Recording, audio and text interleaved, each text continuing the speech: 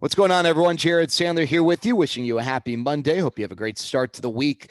Going to have our Monday Cowboys and NFL discussion here. If you're listening to this in the morning, be sure to check out the channel later on for a conversation with Jeff Kavanaugh as we discuss some of the big issues with the Cowboys, especially in regards to the Dak injury. If it already is this afternoon, then after you watch this, then click over and you can find that video on the channel as well.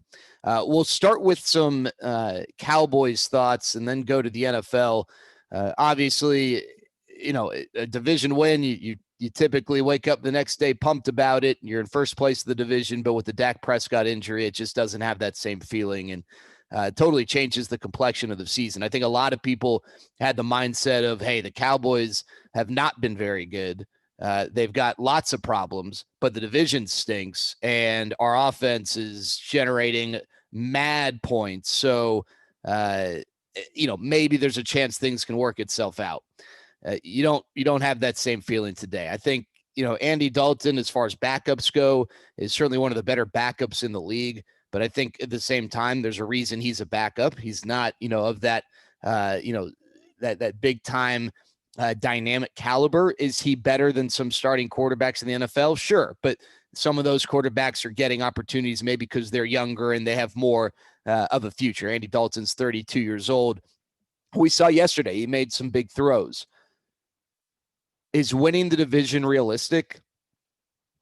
Yeah, it's realistic. It's possible, but it just seems like Philly now has a leg up. The Giants offense, which hadn't scored a touchdown in 8 quarters, put up over 30 points against this Cowboys defense. And, I look at the schedule and, it's a fool's errand to say this is a win, this is a loss, this is a win, whatnot. But it's not going to be easy for the Cowboys to win 5 more games, and that gets them to 7 wins. We think 7 could win the division with the Cowboys in first place with 2 wins right now. But, if a team were to get hot, maybe you need 8. I don't know. The Eagles' schedule the rest of the way is not easy. They play Baltimore next. Tough. Obviously, it's tough there. I think, Tony Dungy made some interesting comments yesterday about, it's a blessing in disguise. And I think that maybe it was not worded properly because in no way, shape, or form are the Cowboys better off without Dak. What I think could maybe help the Cowboys, and again, it doesn't make their future version of the offense in 2020 better than the Dak version. But now that you've got a lesser quarterback, maybe it forces you to really focus more on evaluating what is best. When you're putting up 500 yards a game and scoring 40 points, and your defense stinks, you're not really touching the offense. It's like, all right, yeah, we'll roll with the punches. But now they got to figure out which 5 is the best combination up front. And you've also got to think, listen, offensive linemen, just like any other position, they got their strengths, they got their weaknesses. Some lines together are great pass blocking lines, but they're only okay at run blocking. Some are great run blocking lines, not great pass blocking. You now have to put together a combo of 5 that you think is going to be good at run blocking, because this team is now going to need Ezekiel Elliott to run the ball more and run the ball more effectively. He was good yesterday, but he hadn't really been that good so far this season, averaging less than 4 yards per carry. The Cowboys' offensive line is beat up. No Tyron, no La'el Collins. You obviously, Joe Looney, you don't have him right now. They've got to figure out the 5 guys who are best, going to give them the best chance to have some semblance of a consistent running game, because you're going to have to lean on Zeke with Andy Dalton. You cannot throw the ball 40 times a game with Andy Dalton. That, if you are, then that probably means you're losing. All right. Let's a few things here that are worth considering, and maybe things that we readdress later in the week. The Cowboys without Dak are, in my opinion, not a playoff team. I don't know that they were a playoff team with Dak. They might have been a sub 500 playoff team. Do you want them now to quote unquote tank? I think the problem here is that the Cowboys already have 2 wins. So if you want Trevor Lawrence or Justin Fields because you're worried about, the money with Dak, then I got news for you. The New York Jets and the New York Giants are really bad. The Atlanta Falcons are really bad. So it's not going to be easy when you already have 2 wins and you have some bad teams on your schedule still to be able to, overtake those teams to have a better pick. I think that the Cowboys could still obviously finish with the top 10 pick. And that's going to really help them, give them a great chance to help them. But I don't think the Cowboys are going to be in a position to get a top 3 pick. That's just I think unfortunately there's some really, really bad teams in the NFL. As far as how this impacts Dak, was this Dak's last play as a Cowboy? Does this change your thoughts on what the Cowboys should do with Dak financially? If Dak can fully recover from this injury, and all signs suggest that he should be able to, I still think that this is your quarterback of the future. I don't think this is his last game. Obviously, you need to see how he recovers, and the Cowboys will have some time before they have to make that decision. But I don't think this is Dak's last game as a Cowboy. I think the Cowboys still end up signing him to a long-term deal. And then the last thing, circling back to the tank and circling back to Andy Dalton, Sean Sharif on Twitter at 1053SS asked this question. I think it's an interesting one. If you were in favor of Team Tank after this, because the Cowboys have a ton of holes. I mean, the Cowboys were surviving by a thread because of a few really good offensive players, but they got plenty of holes. Their offensive line as a whole, and it seems like their entire defense as a whole. Do you wish they had a lesser backup than Andy Dalton? Because we've talked in the past about how the Cowboys have not paid any attention to the backup quarterback position. They finally did, and maybe it's a year in which you wish they didn't. I would still say this, and again, I don't think they make the playoffs, but if it's a difference of the Cowboys picking 12th or the Cowboys making the playoffs, I'd rather the Cowboys make the playoffs. And that Jerry Jones wants them to make the playoffs because there's more money involved. If they get a home playoff game, they win the division. That's, and you get maybe more than your 25,000 fans. It's just, there's money. So the Jones family is not going to try and tank. I can guarantee you that. It's really more as a fan what you would prefer. A few things. We talked about the defense. Defensive line yesterday was awful to begin the game. Then they started to get some pressure. Tank Lawrence's first sack in like 17 years. The sack fumble that led to the Anthony Brown touchdown. It did seem like the Cowboys were getting pressure. They weren't finishing sacks. They only had 2. They did force Daniel Jones out of the pocket, pretty consistently. Daniel Jones is really athletic. He was able to get away from pressure. The Giants O-line is not very good. So on one hand, that sack fumble was a critical play in the game. They did get pressure, but I do wonder if like an average D-line, ends up putting Daniel Jones on the turf like 4 or 5 times. One thing that appears to be true week after week is the Cowboys are horrible up the middle. The interior of their defensive line is absolutely garbage, whether it's Dontari Poe or Tristan Hill, whomever.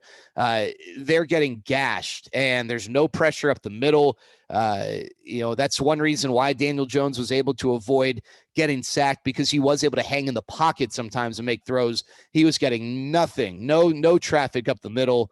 And then in the run game, especially early on, lots of holes for Devontae Freeman and Wayne Gallman. That was not, that just continues to be a big issue. One guy I've been really critical of, I thought played really well yesterday, Jaylon Smith. He made some big plays to prevent big plays, whether it was in the screen game or maybe, a pass to a slot receiver near the line of scrimmage. He made some quality open field tackles. Seemed like he read plays really well. So hats off to Jaylon Smith. I thought he played a really good game yesterday. What a game for CeeDee Lamb. A lot of people were wondering, hey, when will CeeDee Lamb be this team's best wide receiver? I know Amari, it was not his day yesterday. He did have a big 3rd down catch late that helped the Cowboys win. Here's the reality. On any given night, the Cowboys could have a wide receiver 1 performance from 3 different guys. And they got it really from 2 different guys yesterday. Michael Gallup made some big plays, especially in that game-winning drive, the 2 sideline catches. CeeDee Lamb, no fear over the middle in traffic. I mean, he made some big catches early on, and then Amari had that 3rd down catch. I know a lot of people are wondering, myself included, where's Amari? Where's Amari? Where's Amari? I don't think it was smart for the Cowboys. I don't think they needed to pay Amari. We also didn't know that they were going to have CeeDee Lamb be this good. Even if you were excited about CeeDee on draft day, you just didn't know he was going to be this good this early. But here's the thing. When I think of like paying guys, I think you either pay Zeke or you pay Amari. And I know that, those decisions aren't looked at like that in a vacuum, but if you pay Zeke, then you need to use Zeke like a bell cow. You don't need to, run him into the ground, but, the running game should be important to you. You don't need to pay a running back $15 million if you're throwing for 500 yards. If you're going to pay Zeke, then you didn't really need to pay Amari because, you're in a position to do all these things with, CeeDee Lamb and Michael Gallup. But again, if you think of the timing, A, they traded a first rounder for Amari, so it's tough to just trade a first rounder and let the guy walk. And two, you didn't know about CeeDee Lamb. Either way, the Cowboys have a ton of offensive weapons. Their receiving core is outstanding. I know some people are saying, "Oh, trade this guy, trade that guy," because of the surplus, and maybe there's something out there. And maybe now that Dak's out, this is the year to do it. Because you're not really thinking, Super Bowl ceiling. But, I think that, while Amari was a little MIA this week, next week he could be, a big time player. The Cowboys, when you look at their roster construction, so much talent at the receiver position, so many holes elsewhere. All right, want to get into the NFL. First of all, I thought Jim Nantz made an interesting comment. Maybe it was Tony Romo. When a guy like Dak gets hurt, it's felt by the entire league. There are some great players, but it's not. And it doesn't matter, how good you are. Jamal Adams, Michael Thomas, guys who have missed time this year. Bosa, out for the year. Saquon Barkley out for the year. Those are blows, but it doesn't feel like there's a ripple effect the same way when a quarterback is out for the year, especially a high caliber quarterback like Dak. It's felt by the league, and it's just, it's tough. No one can celebrate that. Again, we talked about this earlier. The Cowboys learned their lesson. They do have a better backup plan in place with Andy Dalton. Speaking of injured quarterbacks, Alex Smith, what a great story. I know we've championed Aldon Smith as comeback player of the year. Alex Smith might have something to say about that. I have so much respect for Alex Smith. He comes out of Utah, has a great career with Urban Meyer as coach at Utah, goes to San Fran as the first overall pick, and has like 29 different offensive coordinators before he's even at his like fifth year in the league. I mean, it's unbelievable the carousel of coaches he had to deal with. It certainly hurts a young quarterback's progression.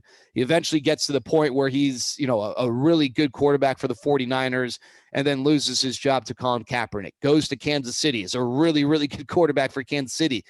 For a few years, they were one of the best teams in the NFL, then loses his job to Patrick Mahomes.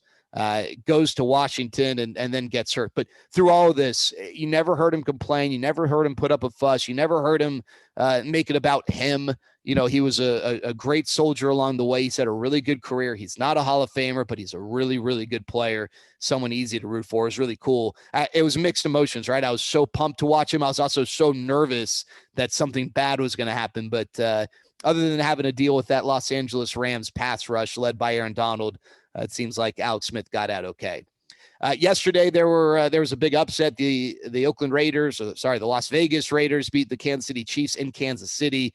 Hey, a couple of things on this. One, maybe John Gruden isn't a bad coach. It was funny when John Gruden took over. I know that as a broadcaster, he kind of became a caricature of himself, had some good things to say, but his personality was so unique. It was easy to kind of poke fun at him. He goes to the Raiders, and, there's some interesting things that happen right off the bat. But John Gruden can coach. Let's not forget that this guy is a Super Bowl caliber coach. And I thought he did a really good job of controlling the offense early on. It became a little bit of a shootout late, but the way he controlled things early on to give the Raiders a chance. Also, let's not overreact to this Kansas City loss. It's a loss. They're running the table 16-0 is not easy. All right. They won the Super Bowl. They hadn't lost in almost a calendar year. Let's not overreact to this. If they lose next week, all right, maybe let's start having a conversation. It's a loss. That's all it is. They lost a football game. It happens. They lost to a division opponent. It happens. Don't want to overreact. Speaking of coaching, Matt Rule, man, sometimes a college coach comes to the NFL and it just doesn't translate. It seems like this guy who did such a great job inheriting a horrible situation at Baylor knows what he's doing with the Panthers. That is a well-coached team. Record aside, and the record's not horrible by any means, but remember, they're without Christian McCaffrey. You just watch that team, and they do little things that put themselves in a position to win. They appear to be well coached. The little things on special teams, and the way they don't commit dumb penalties. Plus, Teddy Bridgewater is about as solid of a quarterback as there is. He's not great, not spectacular, but he is so solid, and he does not lose games for your team. He puts your team in a position to win, and sometimes will make a couple really nice throws to help you maybe get over that hump. He did that yesterday. Bad coaching. Obviously, Bill O'Brien out for the Texans. Romeo Crennel became the oldest coach to coach a game and to win a game at 73. The Texans are in a horrible spot, though. Bill O'Brien put them in a terrible position. They don't really seem to have any direction. They don't have a first or second round pick next year. Their roster construction is so odd that, their receivers are talented. Brandon Cooks had a great game. Will Fuller, some big catches. They don't have a single receiver over 6 feet tall, at least not one who actually catches passes for them. It's just an interesting roster construction. I would not want to be the Texans moving forward, even with Deshaun Watson, because you've paid the quarterback, but you really don't have a whole lot elsewhere. Yes, you have J.J. Watt, but I wouldn't say you've got a great defense. And it's tough when you've already paid the quarterback and now you're trying to build, from, I don't want to say totally from scratch, but not far from it. That's a tough challenge.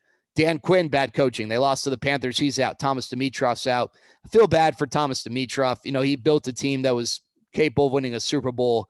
And he was just left helpless watching his team squandered a 28-3 lead in the Super Bowl to the Patriots.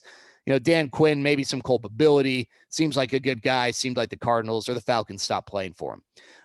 The Baltimore Ravens are really good. I know they lost to the Chiefs. One thing that they're so good at is combining pressure with coverage, because their DBs are so good. It allows them to bring all sorts of different pressures. Wink Martindale, one of the best defensive coordinators in the NFL, watching them, it's so clear. They're so varied defensively. You never really know what's coming, but some teams that are not good in the back, and it forces them to, be very conservative up front and add help to the back. The Ravens don't need that.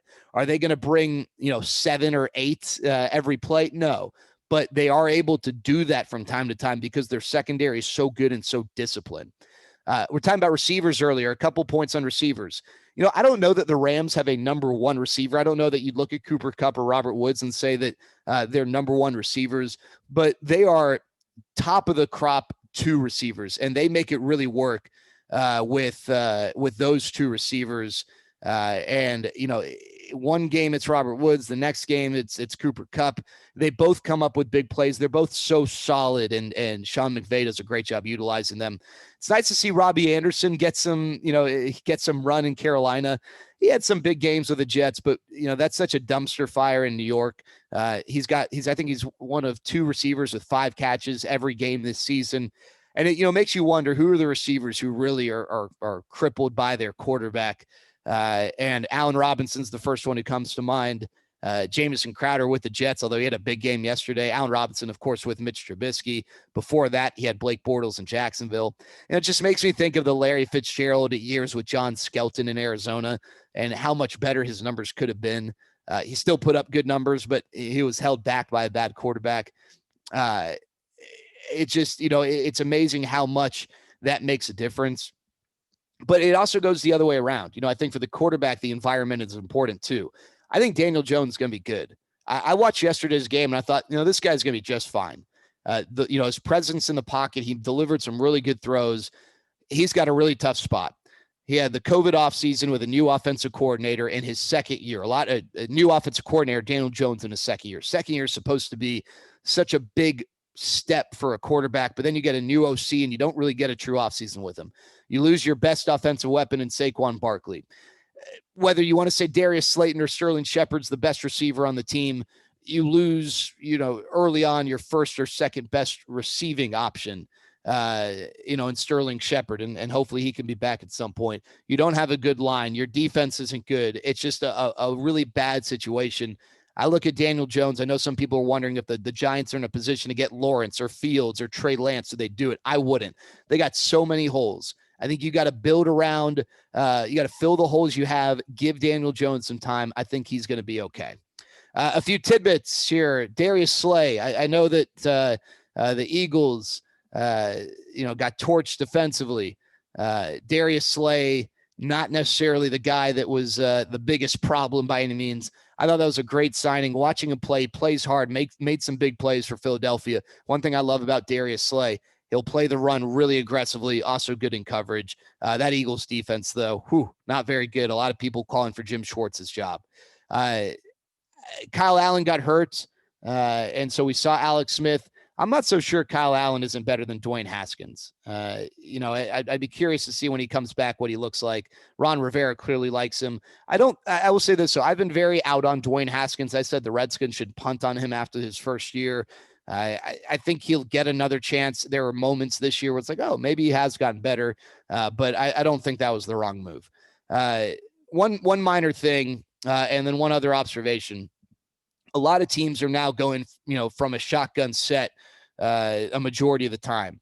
And RPOs are becoming more and more prominent. I'm seeing so many snaps from centers that aren't clean, firm, crisp snaps, and that's making it tough on the quarterbacks. One, it messes up the RPO timing. Two, if it's a pass, whether it's an RPO or not, it delays the quarterback's ability to get their eyes downfield and make their reads.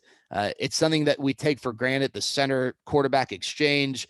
But in the shotgun, getting that snap right here so that you can have your eyes downfield and not have to do this or do that. It's so critical. And you start to see these things. They make a difference for sure. And then the other thing is, it's amazing how many receivers now are able to be impactful right away. That used to be a big question mark. Like, how long is it going to take this receiver to adapt or that receiver to adapt? Because there was such a difference in college offenses versus NFL offenses. But those two offenses now are becoming so much more similar. You're seeing Henry Ruggs, CeeDee Lamb, Chase Claypool. These guys make impacts right away. And that seems like a position that is maybe a lot easier to evaluate than it ever was. And that's because of the way that offenses have evolved at the NFL level and in sync with the way offenses have evolved at the college level. All right, there you go. Those are some NFL and Cowboys thoughts. Thanks so much for hanging out. Have that conversation with Jeff Kavanaugh. Be on the lookout for that and more commentaries here throughout the week. Have a great start to your week. Take care.